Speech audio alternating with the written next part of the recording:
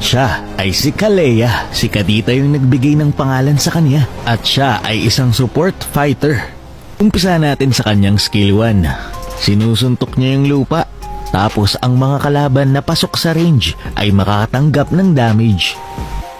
Move naman tayo sa kanyang skill 2. Hindi lang dash ang kayang gawin ng kanyang skill 2. Dahil kapag meron kang tinamaang kalaban ng iyong dash, mananack up mo yung kalaban.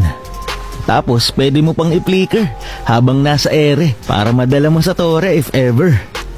Ang ganda rin ng animation ng bagong hero na ito. Kung mapapansin nyo, bumabaliktad talaga si Layla kapag binabody slam ni Kalea. Kapag gamit mo si Kalea tapos nagdash ka sa mga wall, mapapansin mo na parang hindi agad siya nakakatagos at medyo umaangat-angat pa siya. Ito ay dahil kapag pinindot mo ulit ang iyong skill 2, pwede mong itutok kahit saan mo gusto at mananack up ang mga tatamaan nito. O diba solid pang set etong si Kalea. Dito naman tayo sa kanyang ultimate. Pag nag-ulti si Kalea, ibabalot niya ang kanyang buntot doon sa kalaban tapos ibabody slam niya yung kalaban. Depende kung saan nakatutok ang iyong joystick. Move naman tayo sa kanyang passive. Sa tuwing nag-i-skill etong si Kalea, nakakagawa siya ng water zone. Eto yun.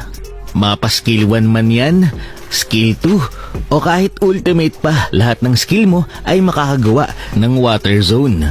Tapos, kapag napagdikit mo yung dalawang water zone, kagaya nito, i-absorb yan ni Kalea at magkakaroon siya ng 3 enhanced basic attack. Yung una medyo lalayo yung range mo, tapos magcha-charge ka papunta sa kalaban.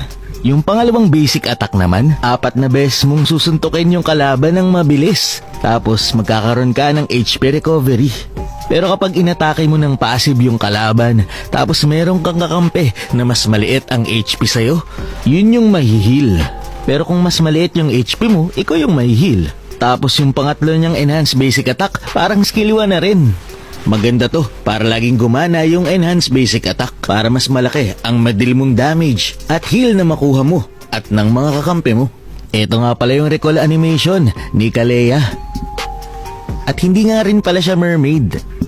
Meron siyang dugo ng Great Serpent.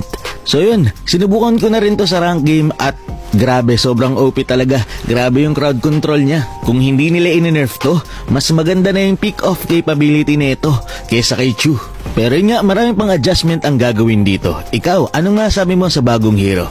Maraming salamat sa panonood and to God be the glory.